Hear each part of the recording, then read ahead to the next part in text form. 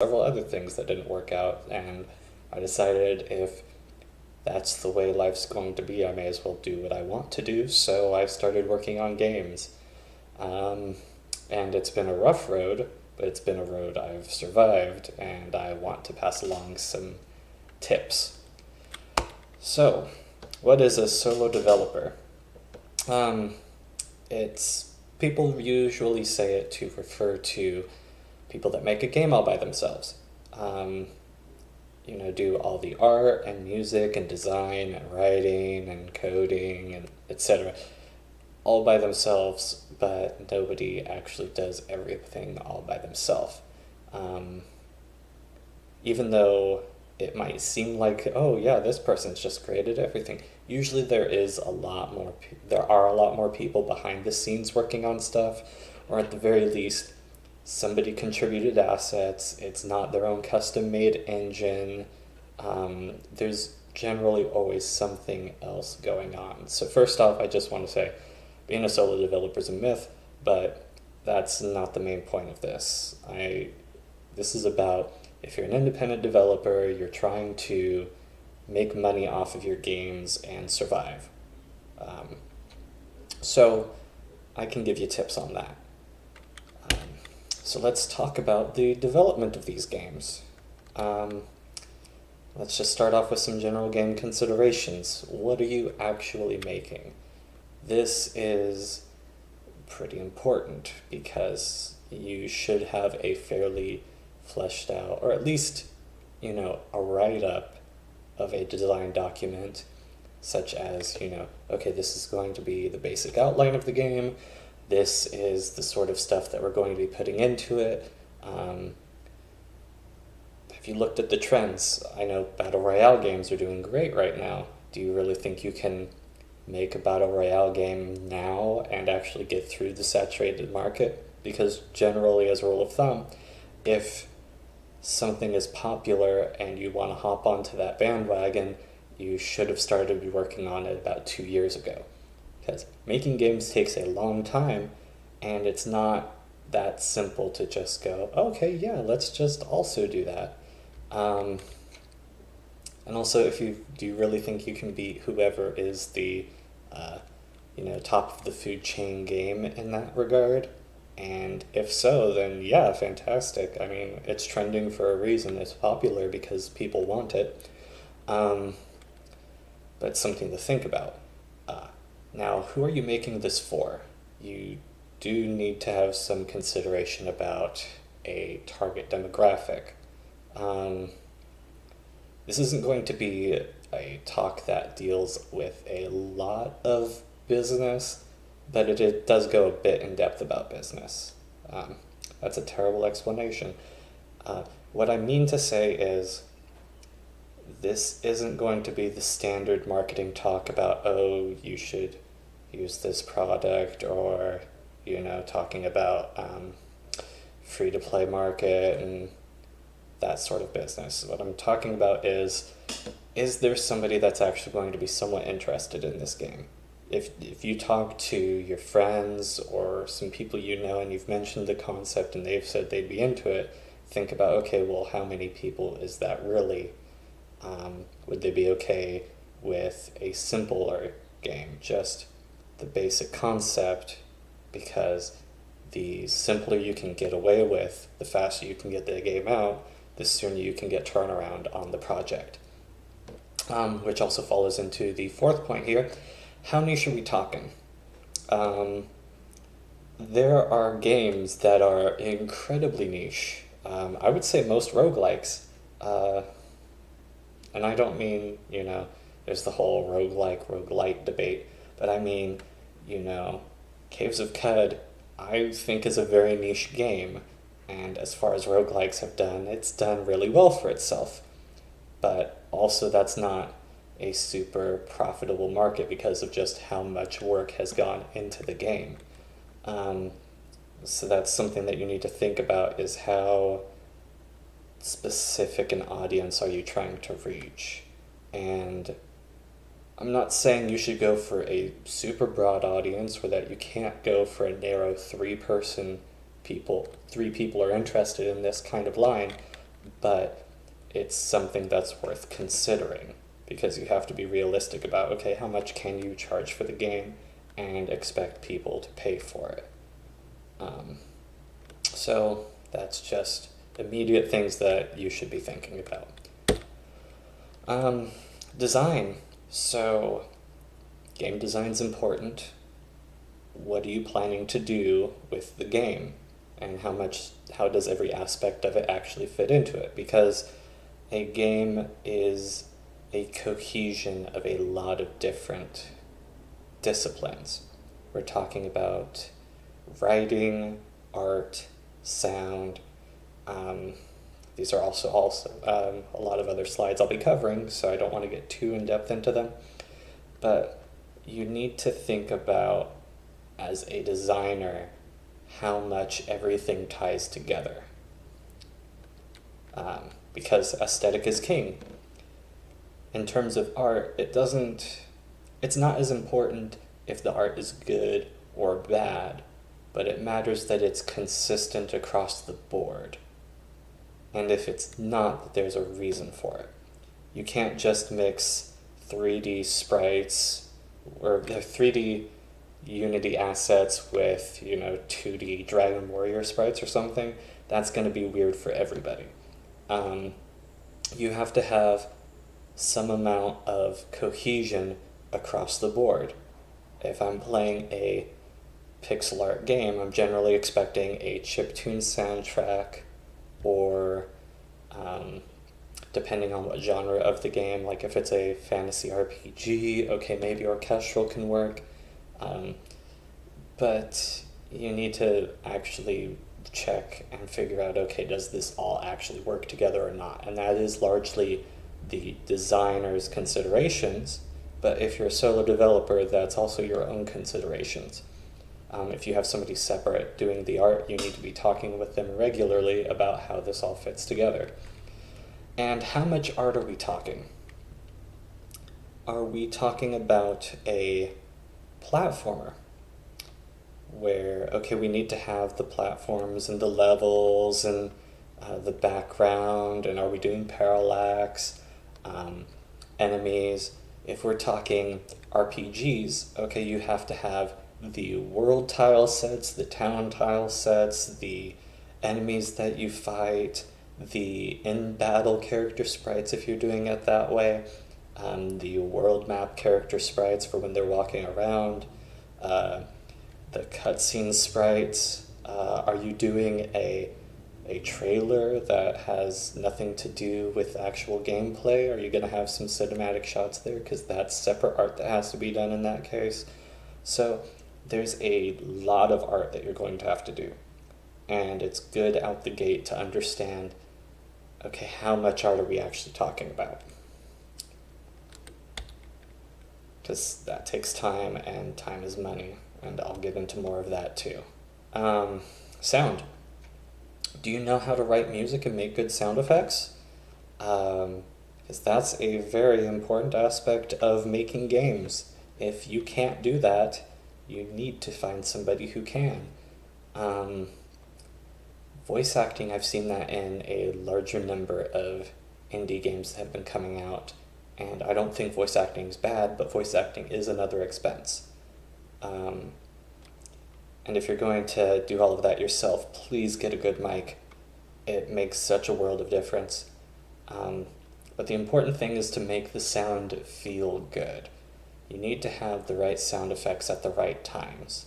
There's plenty of games where, a weapon's sound effect determined how well it performed simply because players adopted a different strategy for wanting to use it. Maybe they felt like playing more aggressively or more passively. Maybe a certain skill has a really nice, overwhelming sound effect, so people want to use it or people don't want to use it. So the sound is very important, also something that you're going to have to consider doing. Because in the overall game development arch I'm trying to explain here, this is very important to get considered and dealt with. So you got to make it sound good. Coding. how are you going to do all of that on your own? Um, it's a lot. You gotta, depending on what engine you're using, coding is well, no matter what, coding is going to be a nightmare for a game, unless you're just not using any at all. But that requires a couple very specific engines. Like Construct, you can generally get away with. Unity and Unreal Engine have blueprints. Game Maker Studio has some visual scripting you can do, but generally you're still going to need some amount of coding knowledge or understanding. But if you're using a visual engine and you can get around it, cool. Just there's also those sorts of limitations as to what the engine will let you do. And as the second note, please don't make your own engine. I'm not saying you can't. I'm not going to tell you what to do. I'm just trying to give advice. And one of the biggest advice pieces I can give is making an engine takes a really long time. There's a lot of people that say, oh, I'm going to make my own game with my own engine, and they never get past the making the engine phase, so they never make the game. So if you can find an engine that does generally what you want to do, at least enough to put together a demo to test the game out, to test to see if the concept even works at all, that's probably a lot more ideal. And then you can decide, okay, well, if this works, let's maybe do our own. And I still have to advise against it, especially if you're a solo developer. If you have at least one or two other people and they're really on board with it, if it works for you, but that's a lot of time and effort that could be spent on the game, and you need to consider whether or not that would be a better use of your time and resources. Game scope. This is a point that people really get wrong and have trouble with. And I don't think anybody ever really gets it right. Game scope is how big is this game you want to make really going to be? Is it going to be a 40-hour epic RPG? Is it going to be a Metroidvania with 6 different zones with procedural generation? Is it going to be, okay, you can play this game in an hour-long sitting, and it's basically Zelda but not? That's things that you need to think about out the gate and try to hold to.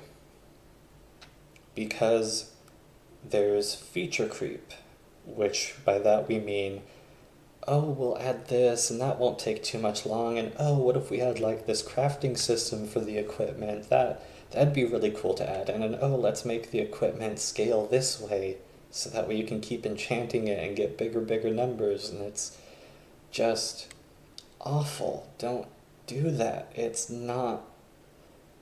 It might be good for the experience, but really check to make sure it's actually good for the experience before you really go into it, and make sure you're going to be able to actually spend that much time on it. Because it's important to go over this. It's such a problem. You want the game to get out, and you say, okay, well, we can spend about a year on this, which is generally a novel time frame. Don't say that you're going to spend a year on any project unless you know that you have extra time and resources. Also, especially if you're trying to just make your first game, just get a game out. Spend 1 week, just make a really garbage game, accept that it's going to be garbage out the gate, make a game, get it done and over with. Because once you've actually finished a game, you start to have a better understanding of what's actually going to take to finish a proper big game. So, a little bit of business talk here. MVP, minimum viable product. Why is this under scope? Because if you want to actually ship a game, first you should get a demo. get some small thing that you can test and say, does this concept work or does it not? If not, do we want to keep going with this, or do we want to just scrap the project and move on to do literally anything else? Because when I talk about being a solo developer, I'm assuming that if you're watching this, you're trying to do commercial games. You're trying to make this a career. If you're not, I'm not going to say this talk has no relevance to you, but it has less relevance, I'll admit. But this is about, if you're trying to make sure the game makes money, it's important to find out whether or not it's actually going to be fun enough for people to buy as early on as possible.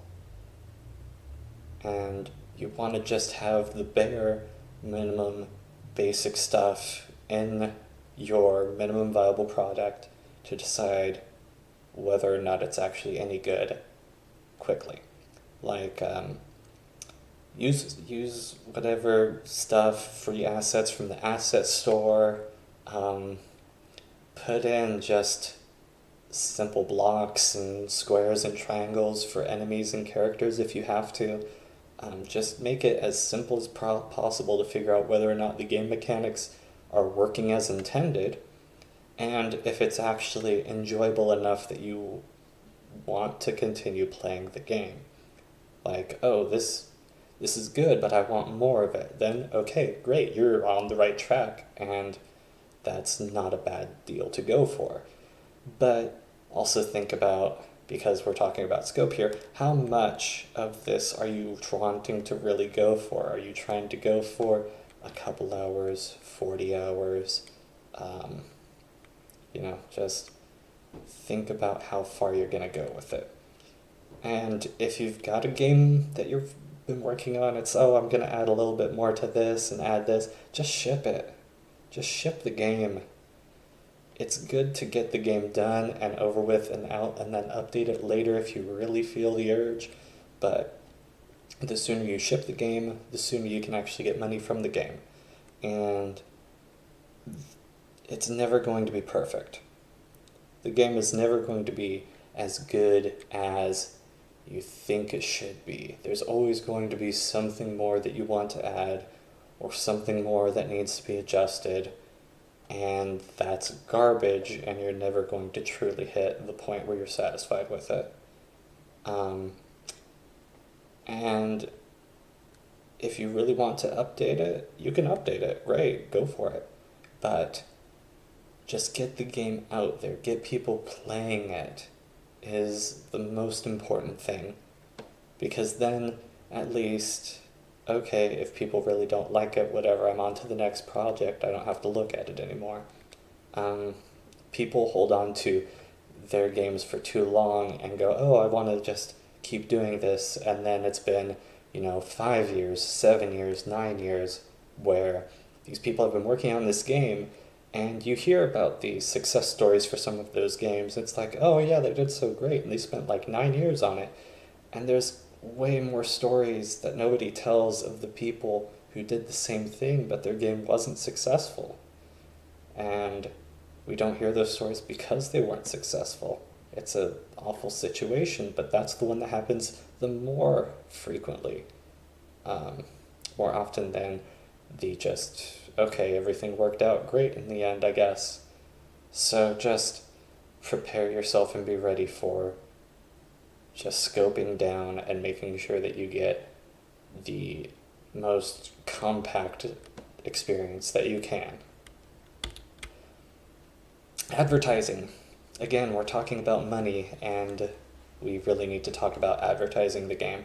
You should be advertising not immediately as soon as you have a game idea, but you should be advertising throughout the game's development. And I'm talking about, if you're going to just go for simple advertising, okay, go to local shows. Go to, local events, see what's going on, even if it's just local developer events. Like, oh, hey, yeah, we're doing this playtest of our game. at this co-working space. Go down there, have a talk with them, and be like, oh yeah, I make games. There's this I do. Um, but also make sure that you're checking out the local gamer scene. Go down to like local fighting game tournaments and stuff. Um, See what colleges are in the area.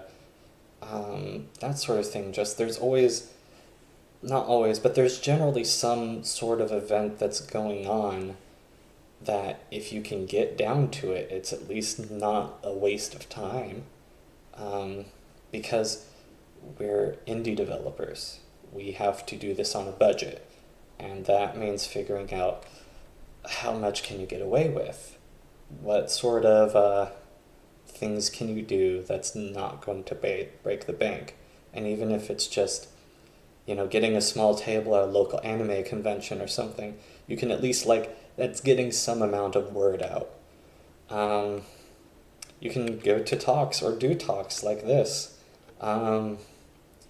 There's online conferences like the one I'm doing this for, that it's helpful to just, even if it's not focusing on your sales, it's at least helping get your name out. So when you're doing something, people can go, oh yeah, I'm familiar with their work, cool. Bundles are a form of advertising. There's plenty of games that have been in, Humble Bundle and some itch.io bundles and stuff where, that's how people first hear about the game. They didn't hear about it on release. They heard about it oh, there's these games I'm familiar with, and oh, there's these other couple games that now I've played and I'm going to tell my friends about.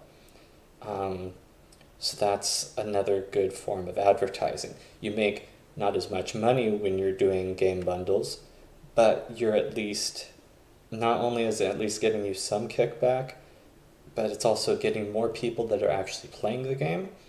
And it also gets people, since you have people that have played the game, they might tell other people to play your game.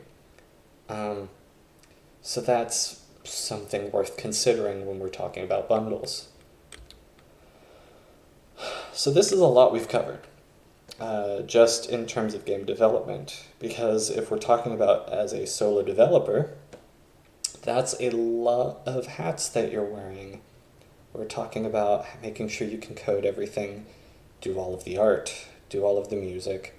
Under game design, we also have, the writing for the game, assuming that it's the sort of game that actually requires writing. There's at least has to be some sort of overarching story, or at least some amount of, the player starts here, they get to here. But there's a lot of thought that has to go into that. And it's a lot to deal with and a lot to take care of. It's a great hobby.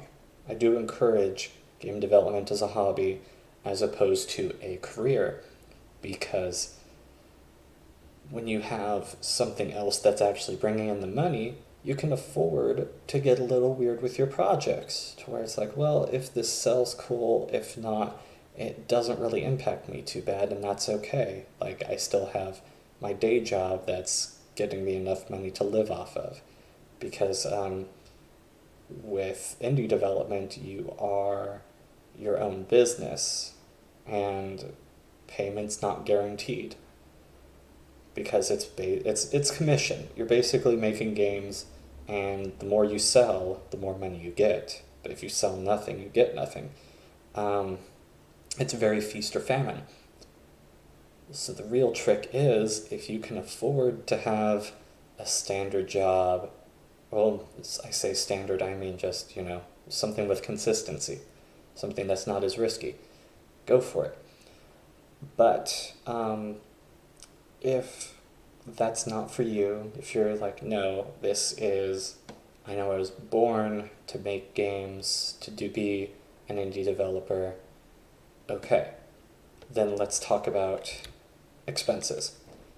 In this, I'm going to cover probably not every expense. That's just not possible. But let's really get into what sorts of things are you going to be spending money on, and how can we cut down on that? I'm going to take a drink. I might cut this out, I might not.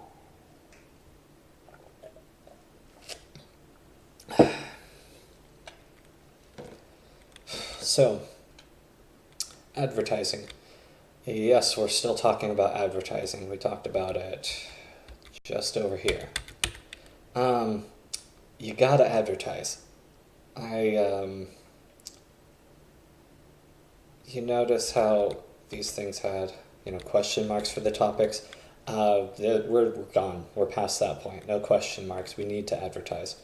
And when I say this, I mean, if you can purchase ad space on websites and whatnot, great, cool.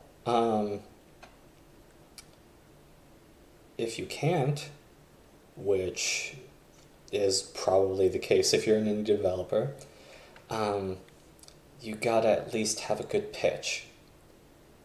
And I mean, no matter what, you want to have a good pitch, but I mean, if you don't have money, having a good pitch is paramount. You need to have the ability to say, like, okay, here's 1 or 2 sentences you know about the game, you want to play the game. Your screenshots, they should be very representative of the highlights of gameplay. GIFs. GIFs are fantastic when it comes to advertising, when it comes to talking to games press and whatnot. Like, oh, hey, yeah, I'm working on this, and here's like the most basic understanding of the gameplay. Because with things like a trailer, yes, they still have to like click on another link, and you want to make sure you keep that at about a half a minute to a minute with your trailers. Just make them simple enough to get your point across, but not so long that people have to sit there and wait for 3 years to deal with and go through, and then people get bored with your trailer and then they click off of it and then they're not interested. So you need to make sure they're compact. GIFs are the next evolution of that, where this is only like a little 5-second piece of the game. And if you can get that working well, then it can actually really help out with spreading it across social media and whatnot. I mean, you can get a GIF together of your game and post it on Twitter with, hashtag games, hashtag indie games, hashtag indie dev, hashtag screenshot Saturday. And people will look around and notice those, and then that'll help spread the word about the game. As far as I've seen personally, GIFs do a lot better than screenshots on social media. Screenshots can do well, but GIFs do pretty fantastically, as long as they're good GIFs, or at least like very representative of the gameplay.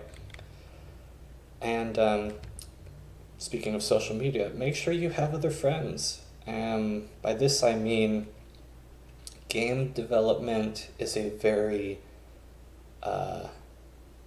what's the best word to say this? It's insular.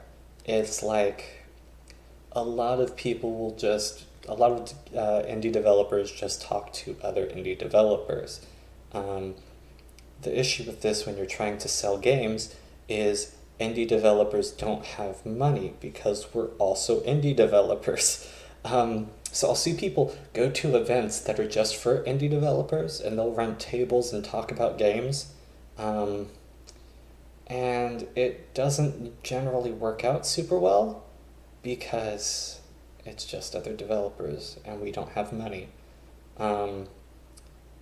So it's important to go to gaming events if you're really trying to make sure that works. So I have plenty of friends who, actually go to other sorts of conventions and conferences and whatnot and try to, or at least are like, they can get me contacts and talk to people about it, or they'll see a game at something like that and start talking about what I am doing, or let me know about what's going on, so they help keep me up to date with game news, which is also important, because if you're going to be doing this, you need to keep up with the news in the industry.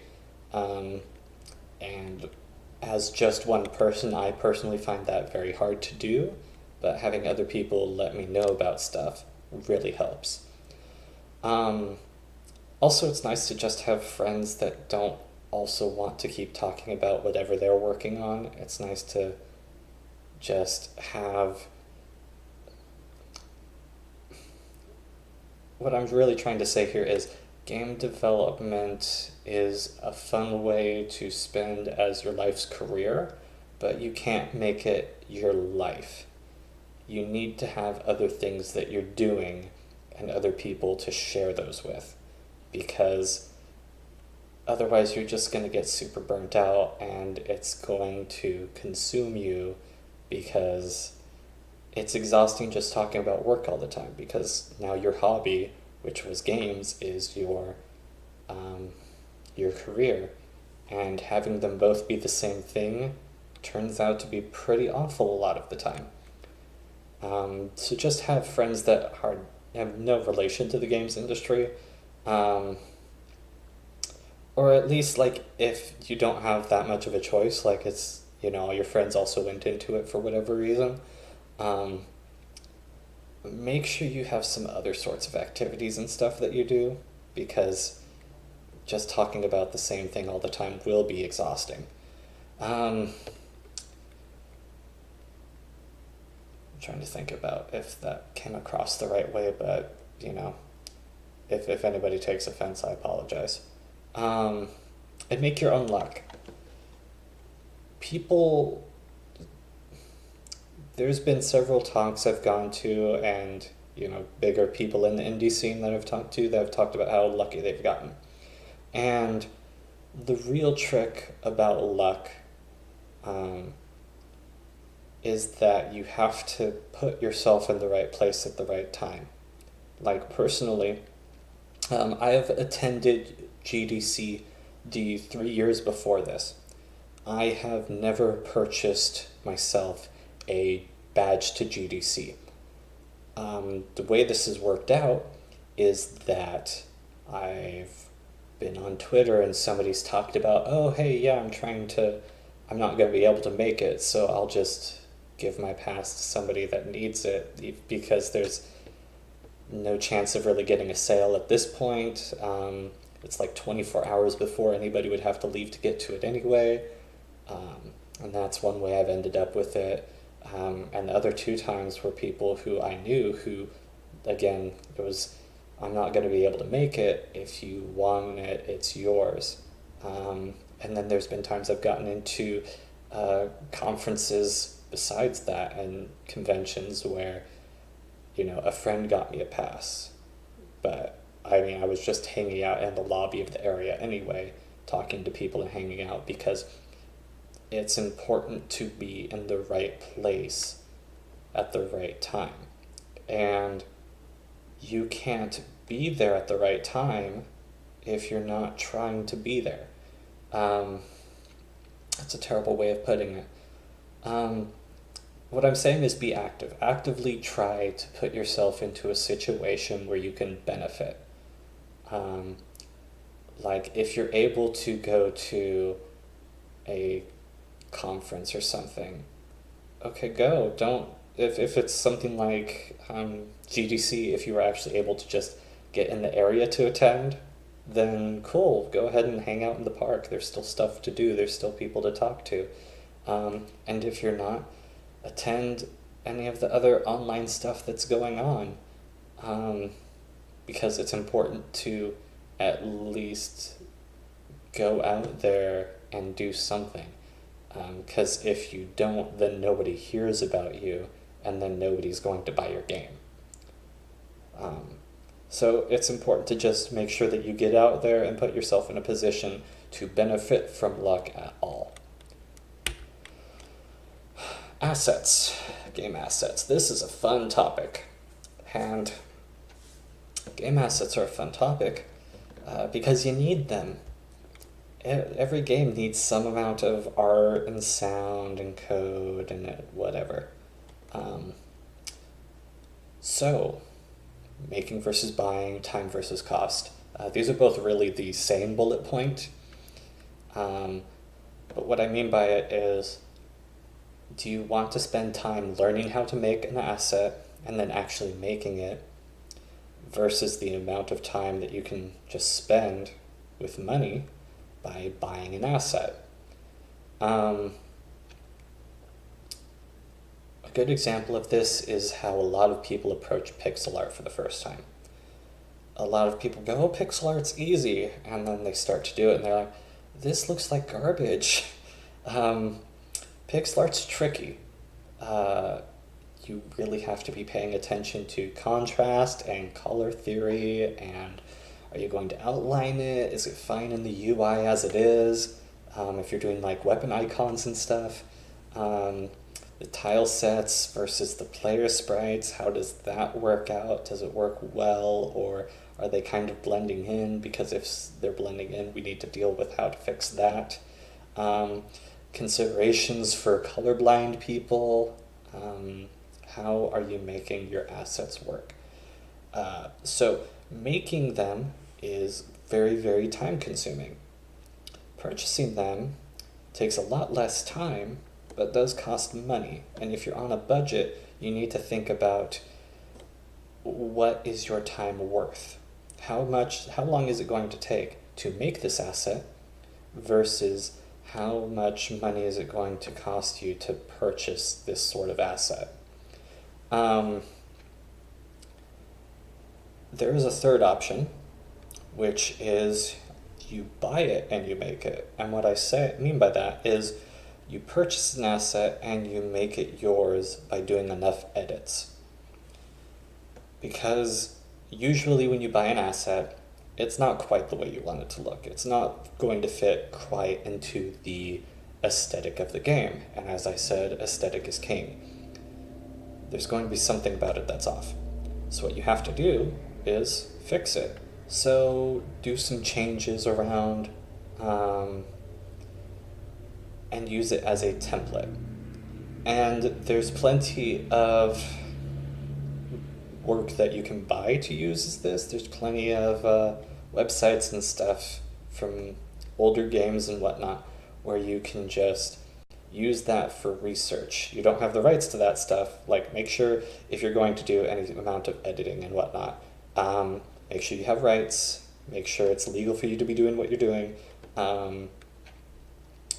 But there's nothing wrong with using it as an art reference to figure out, okay, how did they do this? Why did this work so well? What can I do for my game to make it work in a similar fashion? And I think that's a good way to learn how to do a lot of different things. I did that when it came to learning how to do pixel art, and I've also done that when it comes to music, because you can use music trackers to analyze MIDI files, which you can then fool around with and figure out how to do alterations with them from there. And so you can actually see, step by step how everything works, and then you can work on, okay, what here is it that I like, and what can I do to make this fit what I'm going for. So don't be afraid to use references. In other artistic disciplines, there's plenty of people use references to figure out how to do things. That's why there's, film studies classes and, photography and, art and whatnot. It's just, there's always references. So don't be afraid to use that yourself. Don't just copy and say that it's yours, but always give credit where credit's due. But don't be afraid to use references to learn how to do something, because as an independent developer, you're going to need to learn a lot of things, and any time that you can take off of having to learn is money that you can make with your games. People. Now, I know we talked about being a solo developer. Can you actually afford to have people on the team? Because that's going to cut down your time by a lot.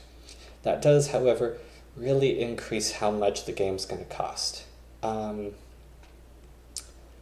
Now, there are people that say, like, you might find people on Twitter and whatnot when you post something about your game that's like, oh yeah, I'd love to do work on this for free. And first off, don't accept that.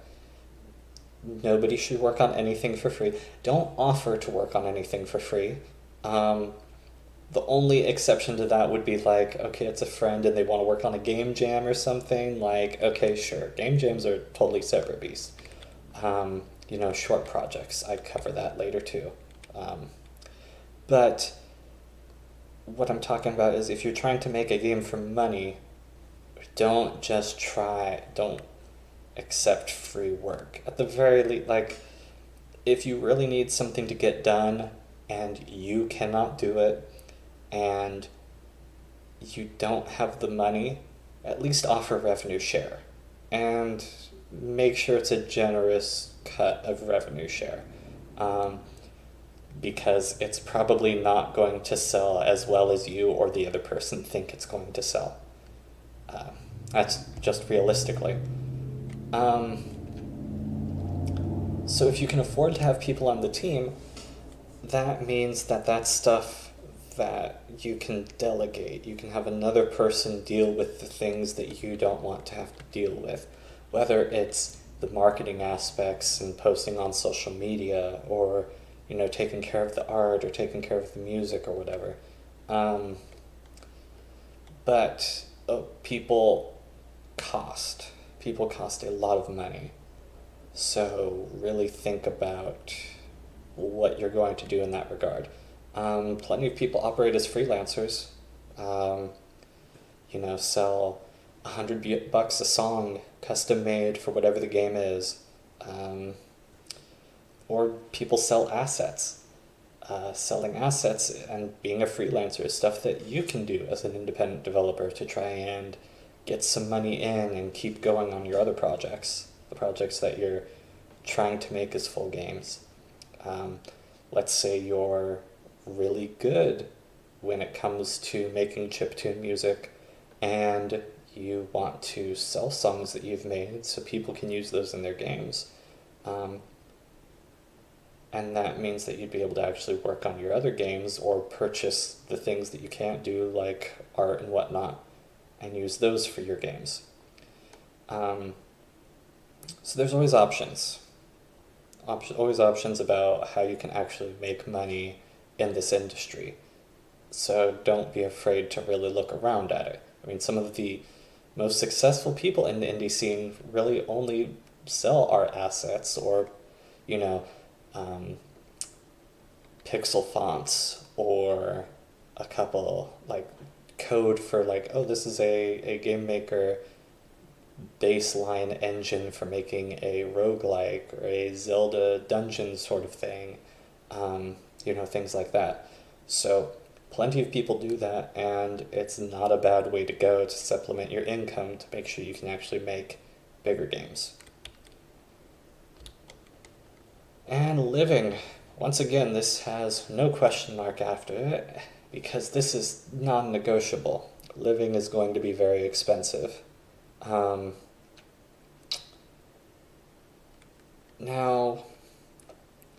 when I talk about living, I'm talking about, food, shelter, the basics, like how much it costs you to continue just your day-to-day. I'm not even talking about, burn rate, like how much you have to pay your salaries and how much is the freelancers and all that sort of business. But I'm talking about just how much does it cost you as a solo developer to live day-to-day. And it's going to cost a fair amount of money, and it's something that you need to think about because it's tough and nobody cares how hard you worked or what circumstances you went through to make a game. Sometimes there's industry stories that go around like, oh yeah, this person went through all this stuff to make this project. plenty of people go through that stuff. It just, most of the time, nobody cares unless the project's either successful enough to have gotten the press beforehand for other reasons, or it's they know somebody that helped put out the word to make sure that they got, that sort of press about them so more people would buy the game. And I'm not going to begrudge anybody that gets that kind of press, because you got to do whatever it takes to get out of that situation to make sure you get enough money to keep working on the next project and the next project. Because games are expensive to make, and if you're not having a steady income, you have to think about, okay, what else can you do to keep going? So apply for anything. Don't be too proud to go on food stamps or apply for, Social Security benefits or whatever is available in your country of origin. It is a tough road pretty much wherever you live to try and make it work for you in this sort of career path. So don't be afraid to apply for stuff. Apply for grants. Apply for, things that you're not entirely qualified for.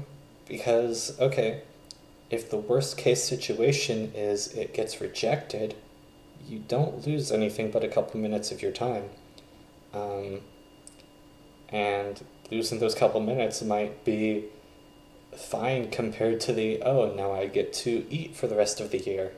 That's a nice thing. That's not something that everybody has promised to them. And that is a large expense that you don't have to worry about anymore. So don't be afraid to apply for stuff. And also, very important, is take you time. Have a hobby that is not video games. Even if it's just like, I like taking walks around, okay, great. Just get away from the computer, get away from that stuff and just do literally anything else, because a lot of people are in games, but their hobby was playing games, and now they're making them, and so they're just always games, and that leads to pretty frequent burnout. Not just hefty burnout, but frequently just you feel so exhausted and you don't know what else to do, and you want to work on the game, but you also desperately can't work on the game. And so you just end up doing nothing, and that's time that you lose. And it's important to recover from burnout if you get hit by that above anything else. But what I'm saying is make sure that you're doing other things that have nothing to do with video games. Or if you're making tabletop games, make sure it has nothing to do with that. Or just games in general, really.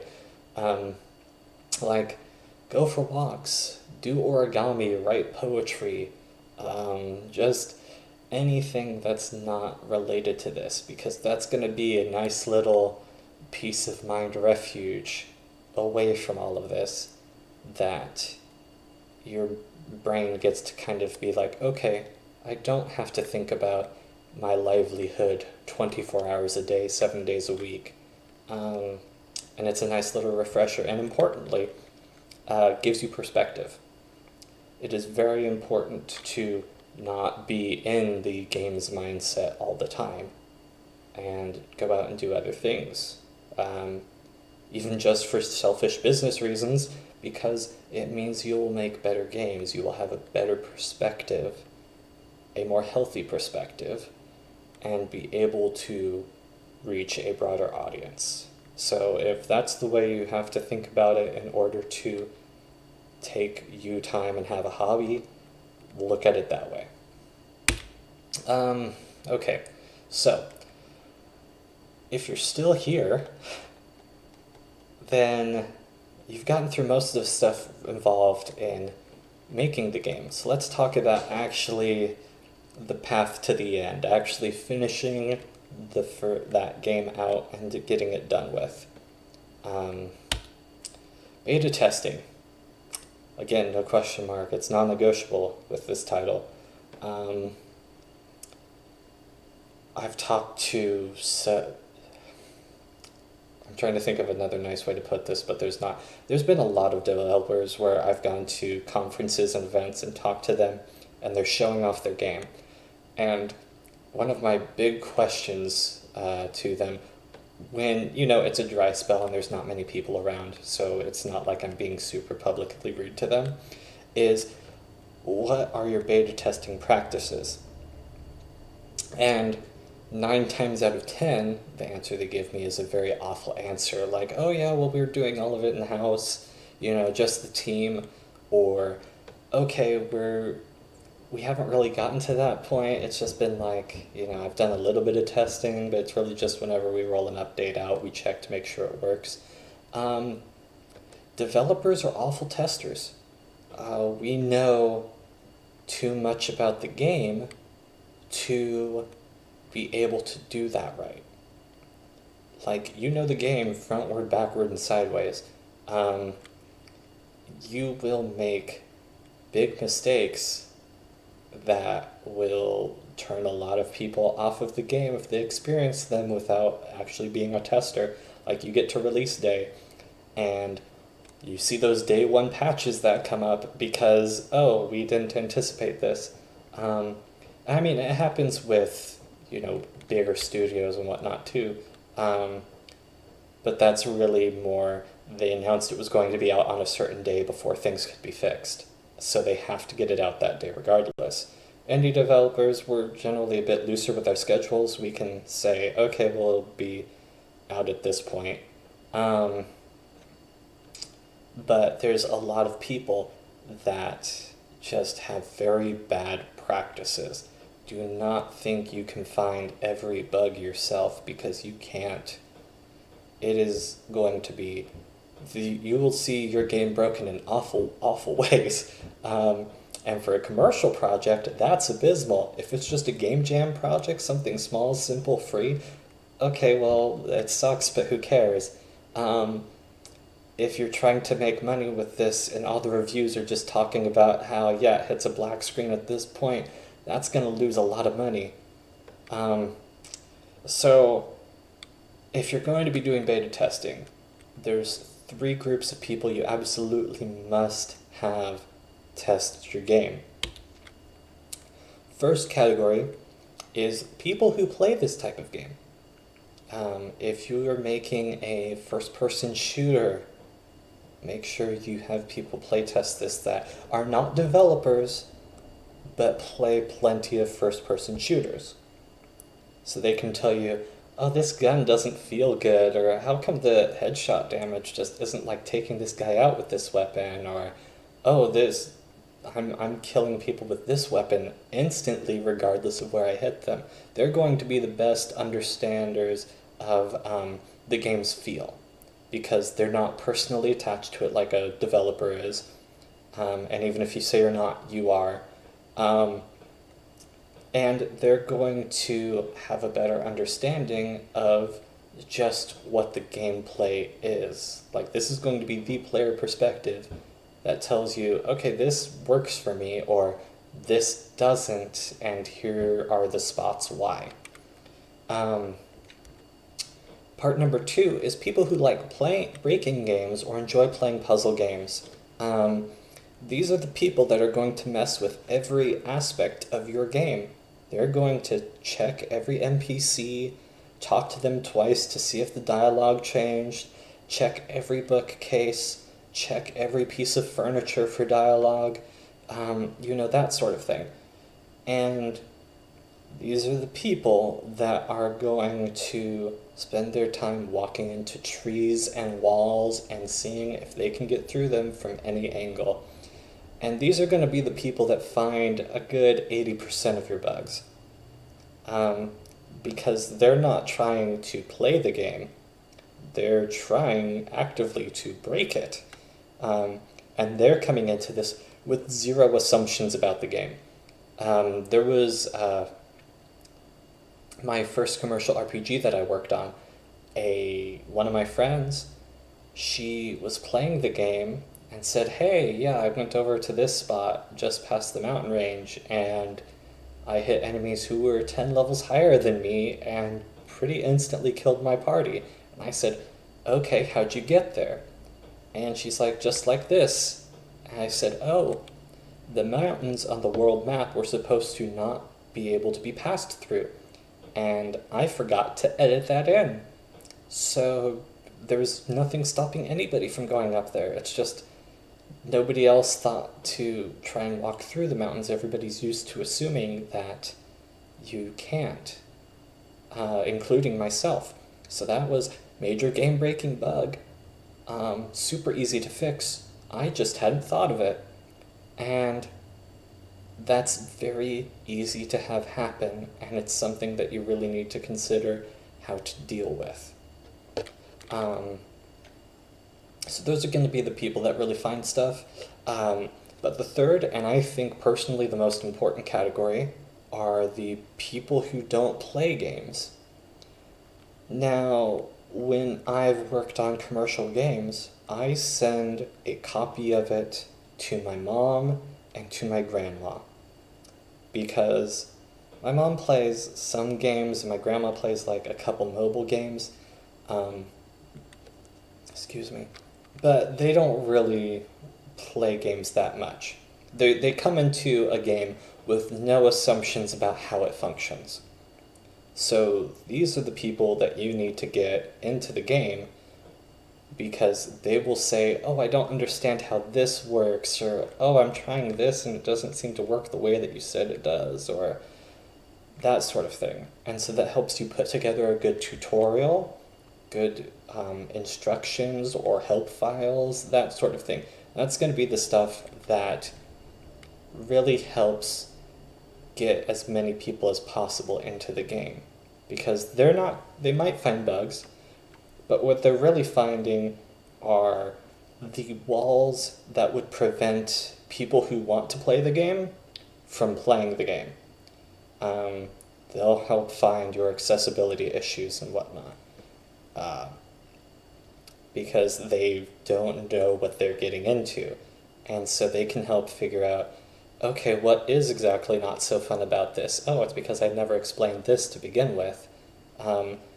Because no matter what, even if people aren't developers but they're still gamers, they still have certain assumptions that they go into a game with. You assume arrow keys move you around, you assume escape key is the menu.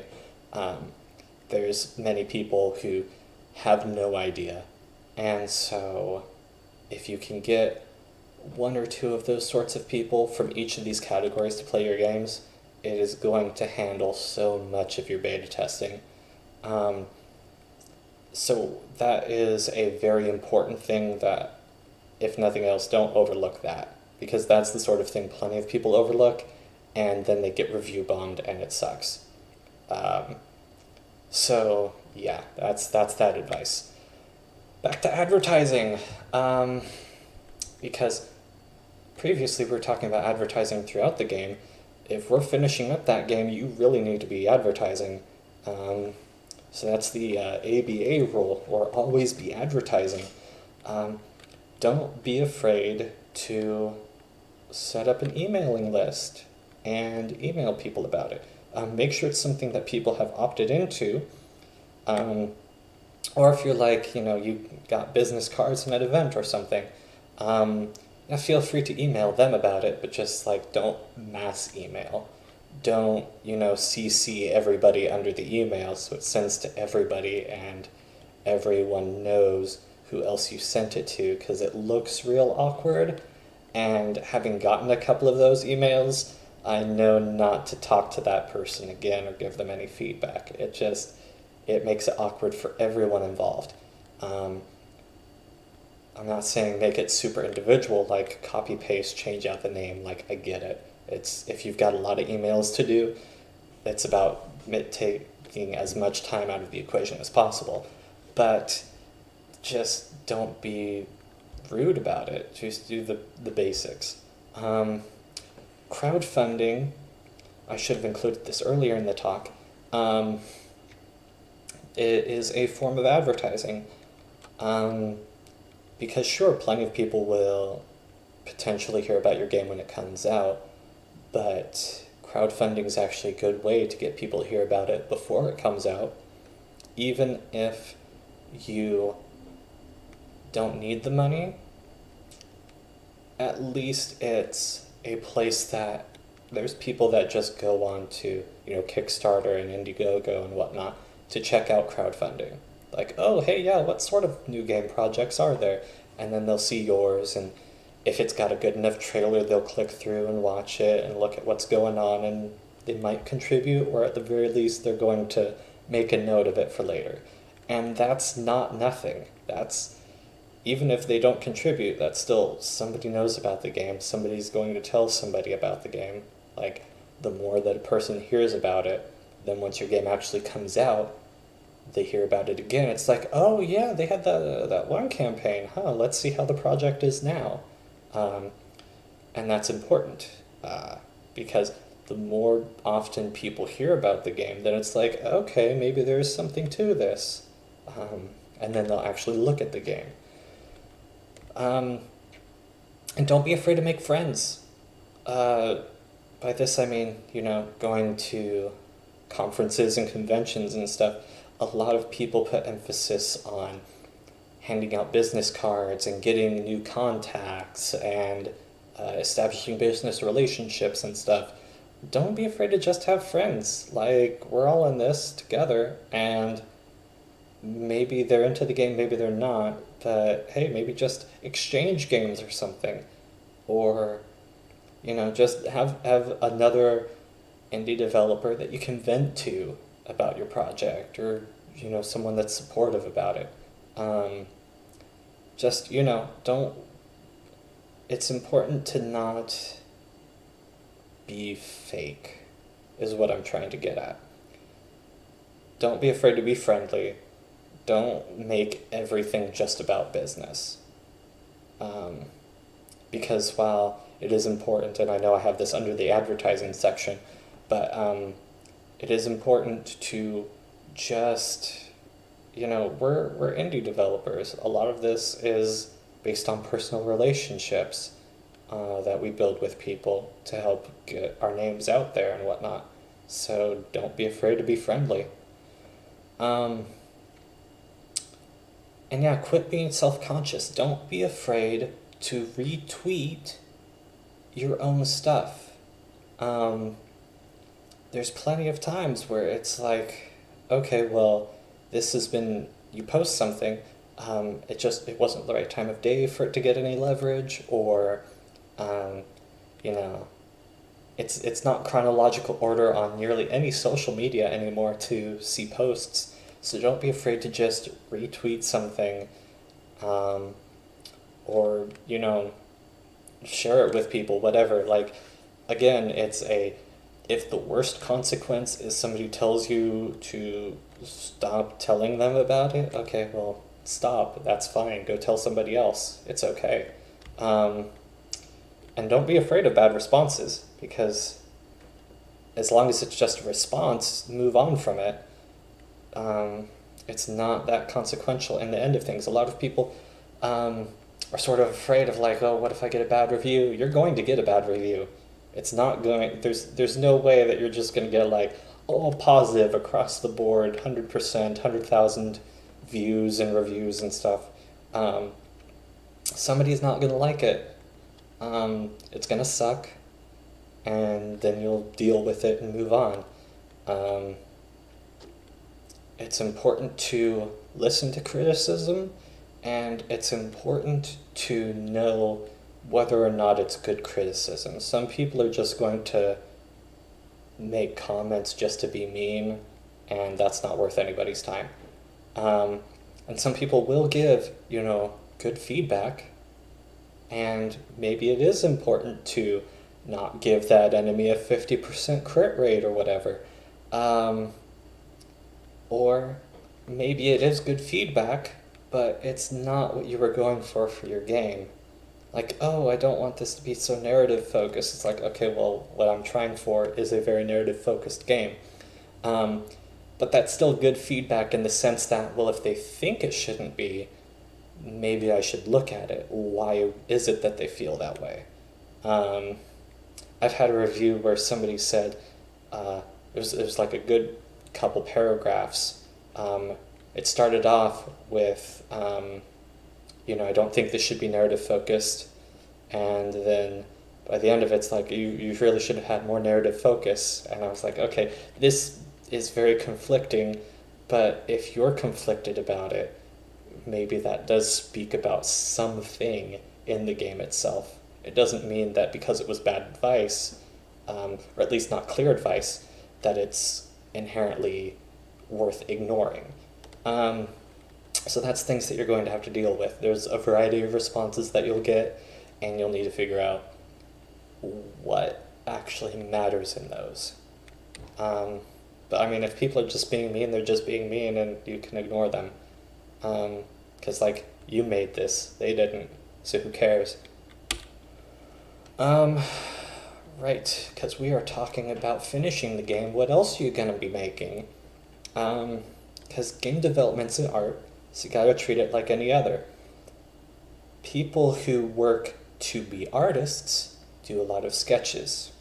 People who work at being musicians practice a lot of songs. If you're going to be making games, treat it the same way. Make just little projects. Test out some new concepts or ideas.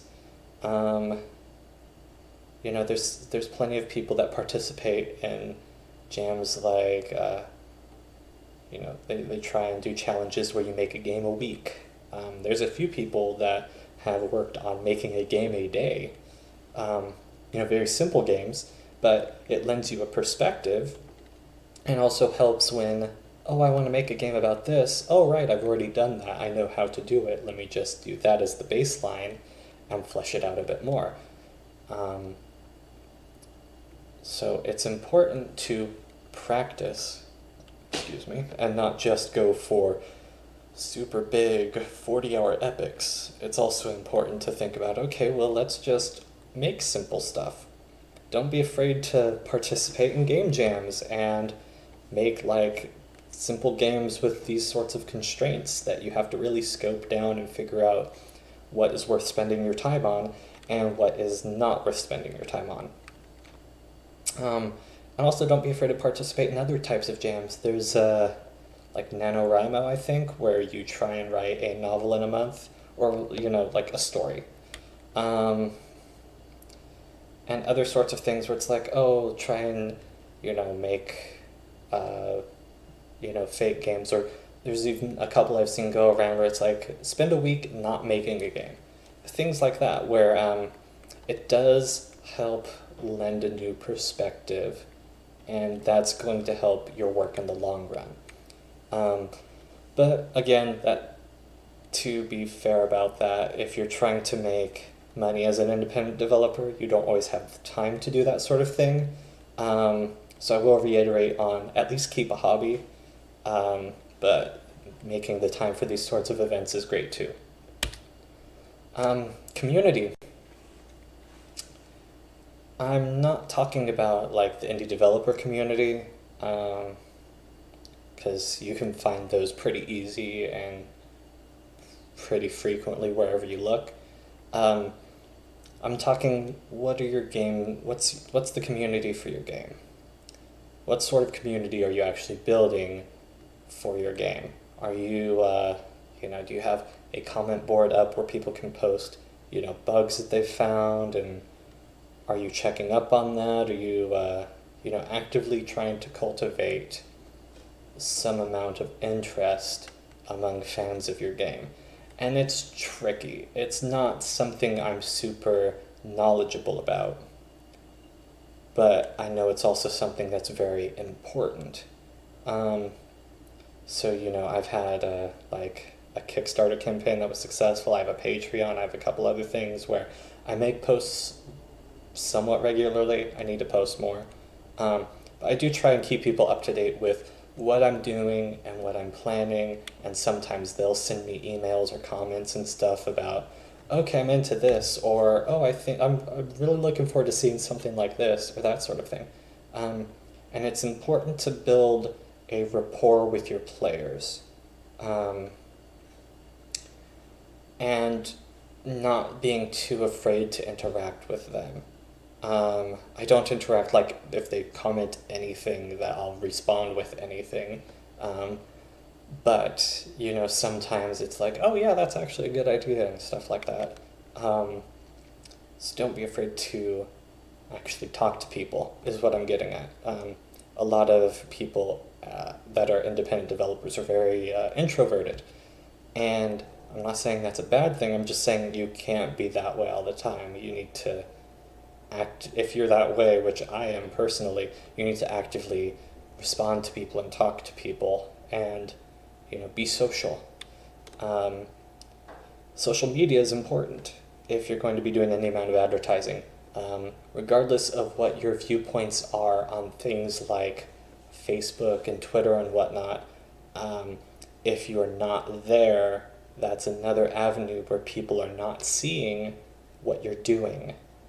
And if you're trying to keep your marketing costs on the cheap, that's not good. You need people to see what you're up to.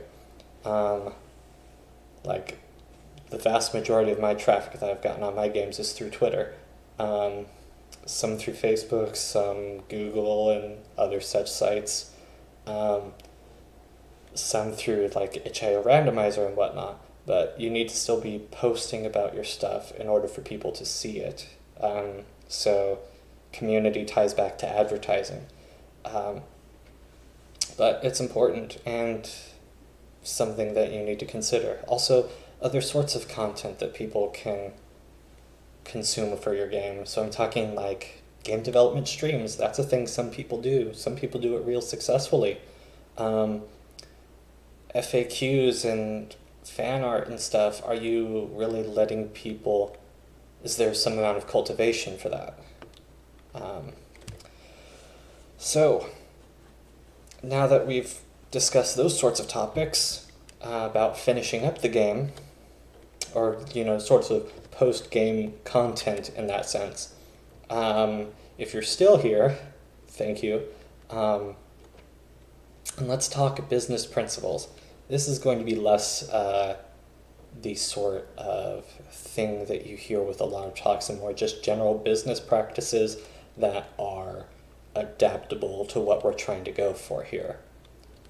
So we're going to get into a little heavier terms, such as second system effect.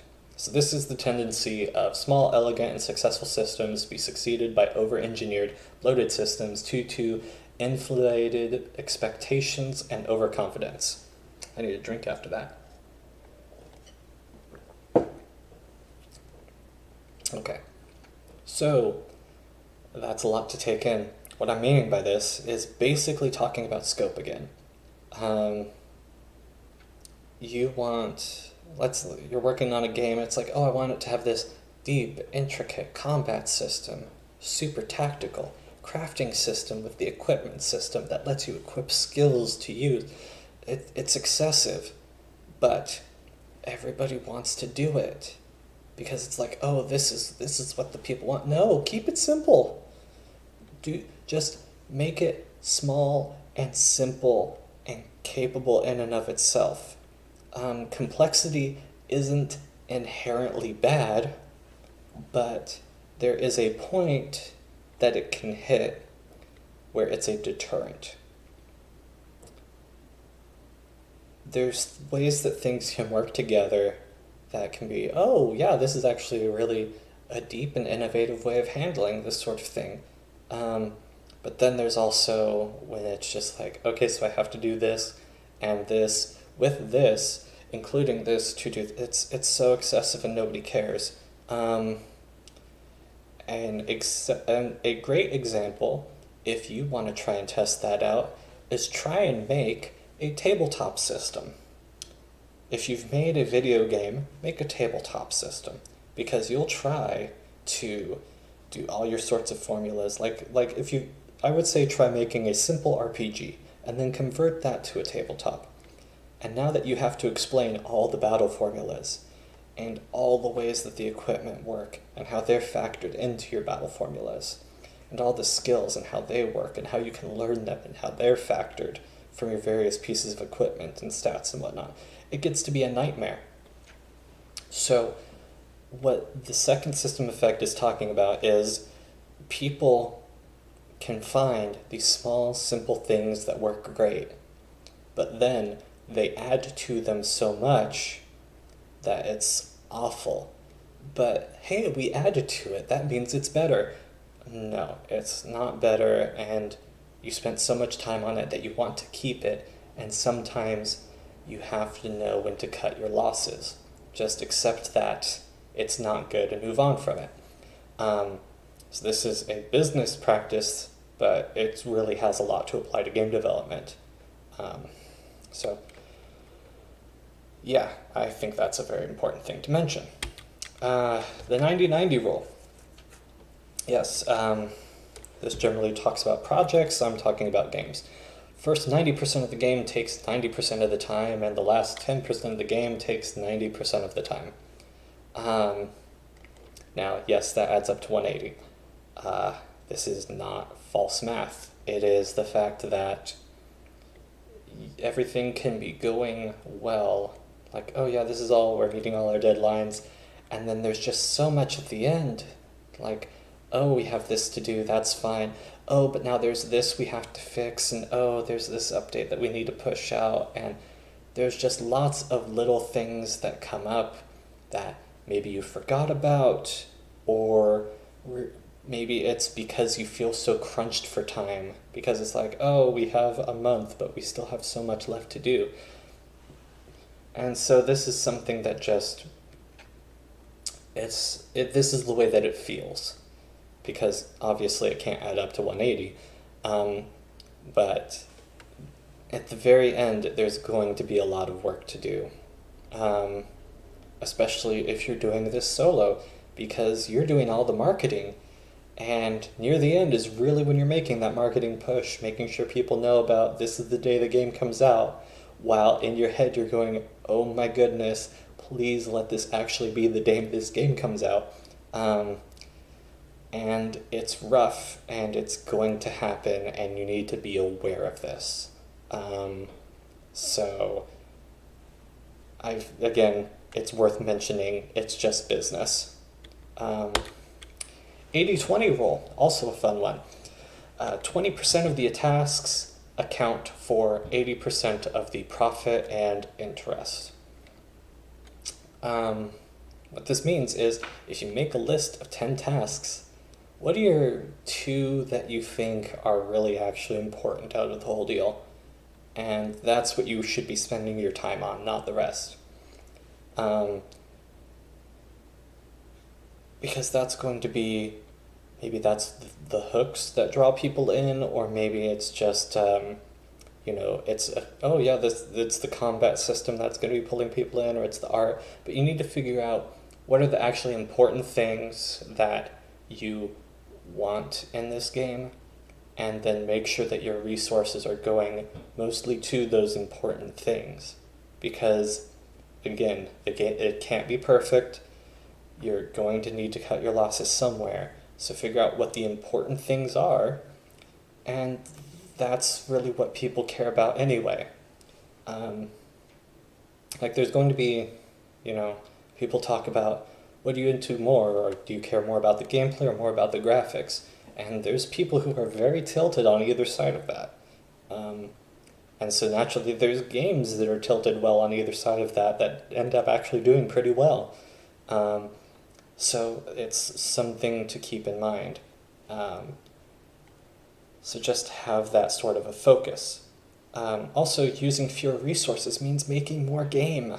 I don't mean games as in plural, I mean like that's more of the game that you get complete and finished and out. Because that's more time that's actually being spent on the things that are important about the game. And the 1% rule. 1% of consumers will generate content, and 99% are just going to be around and play the game and accept that they feel that way about the game. But the 1% are going to be the people that really interact. They're going to be the people that potentially do fan art or stream or do YouTube videos or whatever regarding the game. And that, again, advertising really helps out. So you have to think about, how are you encouraging this behavior? Are you interacting with the people? Or are you not? Are you letting them just do whatever they want with it? Because there's some people that are very restrictive about artists, like selling fan art of their work and whatnot. And I'm not qualified enough to say whether or not that's the right or wrong way to go about things. But it is something that you need to keep in mind when you're making a game and you're trying to make sure it's a successful game. And long tail. You're not going to release the game and all the money's going to come in and then that's all you ever have to do about the game. Because the money doesn't come in that way. It's you release a game and you're going to get a large portion of your sales up front. And then it'll start petering down. You might have a little blip once like a news article comes up or something, because people are now taking notice and reviewing the game. Which you should be having them review the game beforehand. Like make sure to get a pressed kit together and talk to people about your games.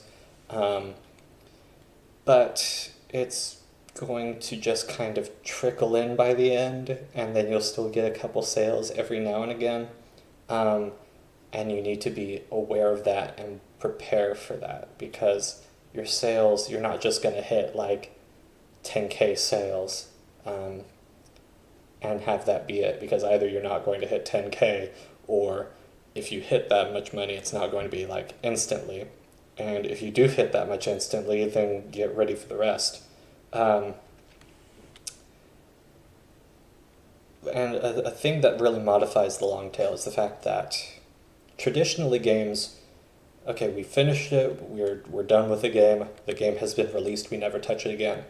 But these days, you more often see, okay, the game's in early access, and now every 2 weeks they're releasing a new content update with, oh, this new thing that's added, or a game will fully release, and then they'll say, oh, hey, yeah, we've added New Game Plus, or 2 months later it's like, oh, yeah, there's a new boss, or, oh, there's a Valentine's Day event, or whatever. And that's what I mean by frequent updates, is these are games that are being more, they're not fitting the traditional, the game's out, we'll do some advertising, and then we're completely hands off. It's, they're selling the game, and then they're trying to make sure that people keep interacting and playing the game, so that way other people will take notice and also buy the game or keep playing the game, so other people will notice, etc. So that's something to think about. Are you going to just release the game and be done with it? Because generally that doesn't work out. So that it doesn't work the way it used to. I'm not saying it can't work, but it's tough to make that as profitable. And also sales. Putting your game on sale. How much are you, not only just your base price of the game, but also when you put it up for sale, how much are you doing that, and how is that going to work out for you? Because if you put your game up for $9.99, okay, well now it's hitting the under 10 mark and more people will notice.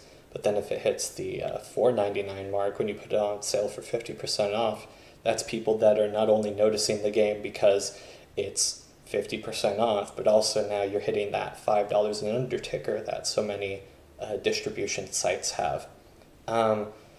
So that's another thing to keep in mind, another thing to be aware of when you're talking about pricing, and when your sale is happening matters. Who else has their game on sale? There's a lot of impact that sales can have in terms of your long tail.